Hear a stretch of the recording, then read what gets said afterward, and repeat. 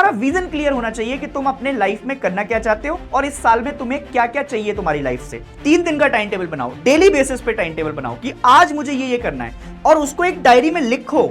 अगर वो डायरी नहीं कंप्लीट हो पा रही है तो खुद को थोड़ा कोसो कि मैं क्यों नहीं कवर कर पाया इस चीज को।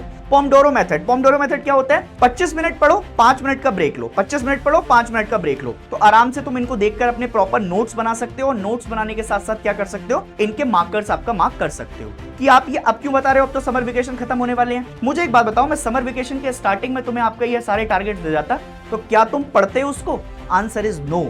बच्चा 15 दिन के आखिरी में ही जो होमवर्क होता है स्कूल का, बाकी सारी चीजें होती हैं, उनकी तरफ भागता है। इसीलिए मैंने आपका पहले डिसाइड कर लिया था कि आखिरी के 15-18 दिन में ही हम टारगेट सेट करेंगे और मैं तभी तुम्हें स्ट्रेटेजी बताऊंगा। ज्योग्राफी वाले आ गए। ओए क्या हाल चाल है सभी के? मैं अभिषेक पांडे स्वागत करता हूं आपका इस वीडियो के अंदर, जहां पर मेरे पीछे थोड़ी सी गोवा वाली वाइब्स तो आ रही होंगी, है ना। और समर वेकेशन में अभी तक जितना टाइम तुमने निकाल दिया, उस टाइम को छोड़कर अब जो बचा हुआ टाइम है उसमें किस तरीके से तुम टॉपर्स की स्ट्रेटेजी को अपनाकर अगले टॉपर बन सकते हो। जी हां, मैं बात कर रहा हूं बिल्कुल उसी चीज की जो अभी तुम्हारे पास 15 से 18 दिन बचे हुए हैं लगभग। अगर तुम इसमें अपना सही यूटिलाइजेशन कर लेते हो छुट्टियों का, तो यकीन मानिए कि ये क्लास और ये सब्जेक्ट्स तुम्हारे अपने हो सकते हैं। तो बिल्कुल वीडियो को अंत तक देखिएगा। मैं बहुत सारी चीजें ऐसी बताने वाला हूं तुम्हारे लिए जो कि तुम्हारे पास आपका काम आने वाली हैं। तो चलिए शुरू करते हैं जरा वीडियो को।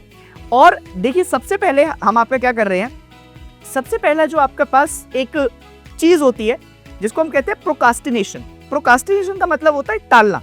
और हमारी प्रवृत्ति के अंदर है कि सुबह जब हम पहला अलार्म देखते हैं अपना, तो उस अलार्म को हम क्या कर देते हैं, बंद कर देते हैं। 5 मिनट 5 मिनट 5 मिनट, ये शुरुआत वहीं से हो जाती है। और इसकी शुरुआत जो तुमने सुबह टालने से की है, फिर वो आपका पूरे दिन का तुम्हारा दिनचर्या खराब करती है। और ये एक दिन फिर 2 बनते हैं, फिर 1 महीना, फिर 1 साल पूरा निकल जाता है और हमें पता नहीं लगता। पर विश्वास मानो कि अगर तुम अपने लिए कोई भी चीज सेट कर रहे हो तो उस चीज को ऐसा सेट करो ताकि वो तुम्हारे पास क्लैरिटी के साथ, एक विजन के साथ हो। तुम्हारा विजन क्लियर होना चाहिए कि तुम अपने लाइफ में करना क्या चाहते हो और इस साल में तुम्हें क्या क्या चाहिए तुम्हारी लाइफ से। तो पहला पॉइंट वही कहता है कि क्लियर गोल सेट करो। पहले ये डिसाइड कर लो कि तुम्हें आज कौन से सब्जेक्ट पढ़ने हैं, क्या आज तुम्हारे और कोई प्लान तो नहीं है, और अगर वो प्लान है तो तुम्हें पढ़ाई के लिए कहां पर उस चीज को फिक्स करना है। देखो, प्लान ऐसे बनाओ कि पढ़ाई में वो प्लान्स एडजस्ट हो जाएं। अपने प्लान्स में पढ़ाई को एडजस्ट नहीं करना है, पढ़ाई में अपने प्लान्स को एडजस्ट करना है। प्लान्स ऐसे बना दिए कि प्लान्स में अब मैं पढ़ाई कहां एडजस्ट करूं, ये नहीं होना चाहिए। तो सबसे पहले क्या करो, अपनी स्टडी, आपका टाइम टेबल सुबह बैठ के फिक्स कर लो और उसके बाद जो तुम्हारे प्लान्स है उसके बीच बीच में आपका फिक्स करते हुए चले जाओ।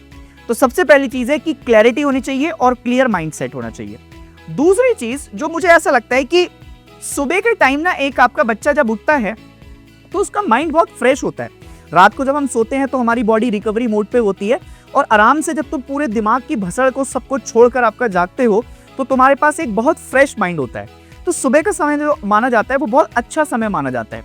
तो उस टाइम पे तुम्हें सबसे पहले क्या करना है, जो टफ सब्जेक्ट है, जो टफ टॉपिक है, उनको आपका पढ़ के रखना है। एग्जाम्पल के तौर पर, अब जैसे टाइम टेबल आपका जो है तुम बनाते हो, तो टाइम टेबल मतलब बहुत लंबे तुम बना लेते हो। क्या मैं तुमसे कहूंगा ना 15 दिन पढ़ना है तो सीधे 15 दिन का टाइम टेबल बनेगा? नहीं, 3 दिन का टाइम टेबल बनाओ, डेली बेसिस पे टाइम टेबल बनाओ कि आज मुझे ये करना है और उसको एक डायरी में लिखो। अगर वो डायरी नहीं कंप्लीट हो पा रही है तो खुद को थोड़ा कोसो कि मैं क्यों नहीं कवर कर पाया इस चीज को, और वो तभी जाकर आपका तुम्हारी चीजें क्या होंगी, कंप्लीट होंगी। तो सब्जेक्ट जो भी टफ है उसके हिसाब से आपका 4 से 6 घंटे का आपका टाइम टेबल बनाओ। बट टाइम टेबल का मतलब ये नहीं कि आज तो हमने 4 से 6 घंटे पढ़ाई कर ली, कल नहीं हो पाई, तो इसलिए बीच में ब्रेक्स भी रखो।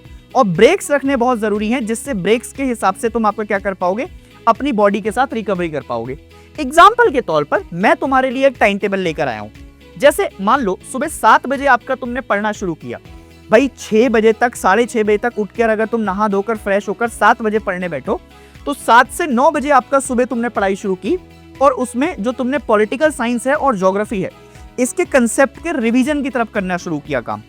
अब जो टॉपिक है, टॉपिक के साथ सबसे पहले एनसीईआरटी लेकर बैठे, टारगेट भी है तुम्हारे लिए आगे क्योंकि मैं ये मानता हूं कि बच्चा आपका टारगेट बेस्ड स्टडी पर ही काम कर सकता है और मुझे ये टारगेट कंप्लीट करने के बाद टैग चाहिए।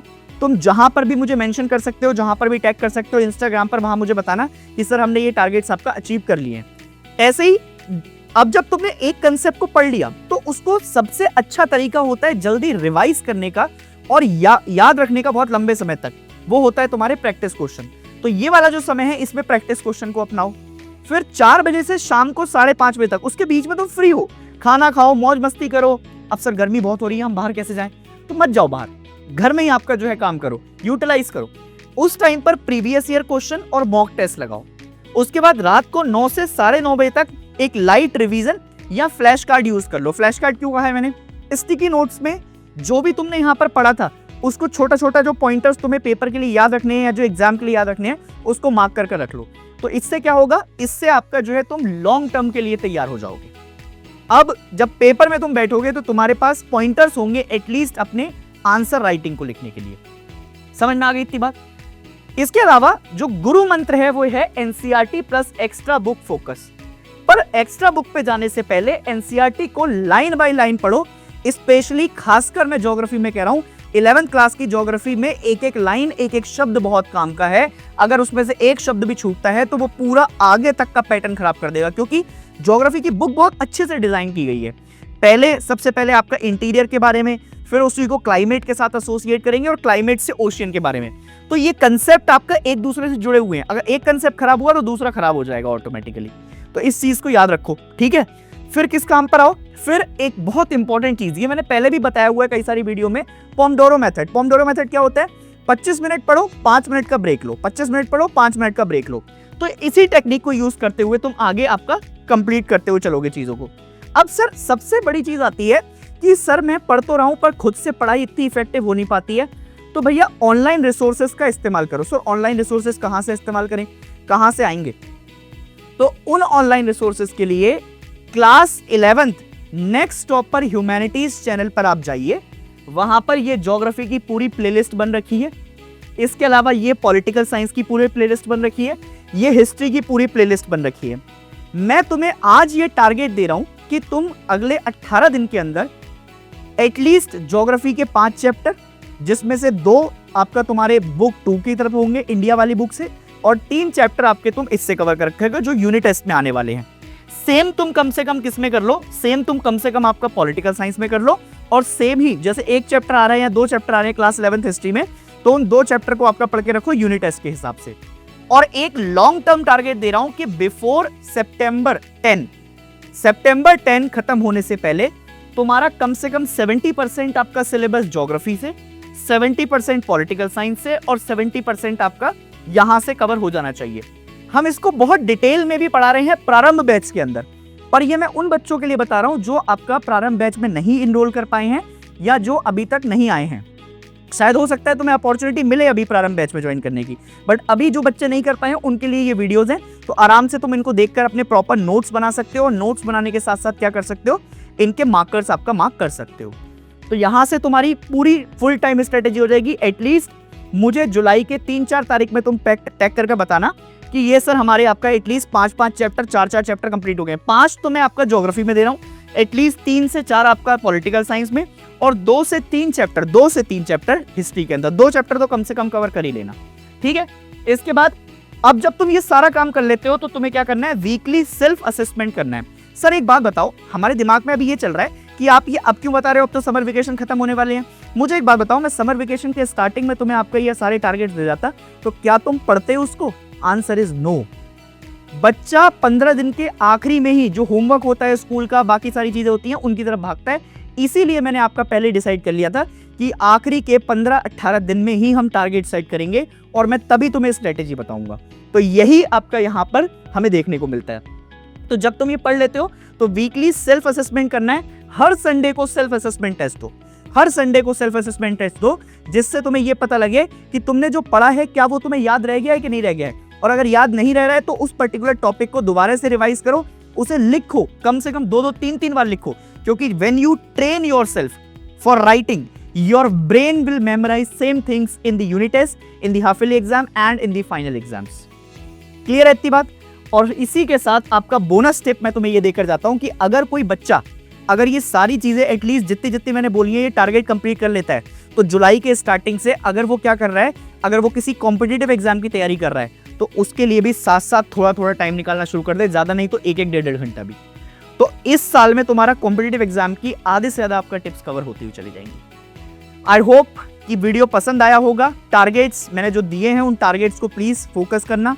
प्लेलिस्ट मैंने तुम्हें दिखाई है, उसको जाकर देखो, उससे नोट्स बनाओ, नोट्स बनाकर आपका हमें बताना कि कहाँ से तुमने आपका नोट्स कवर किए हैं। क्या अच्छे नोट्स वालों को मैं आपका इंस्टाग्राम की स्टोरी पर मेंशन भी करूंगा, जिन्होंने अच्छे नोट्स बनाए होंगे, जिन्होंने टारगेट कंप्लीट करेंगे उनको भी आपका मैं मेंशन करूंगा। तो मिलते हैं आपका अगली वीडियो के अंदर, और ये सारे काम तुम कवर कर लो तब तक, ठीक है। मैं तुम्हारे साथ तब तक हूं जब तक तुम अपनी मंजिल तक आपका ना पहुंच जाओ। Take care of yourself, stay happy and don't let your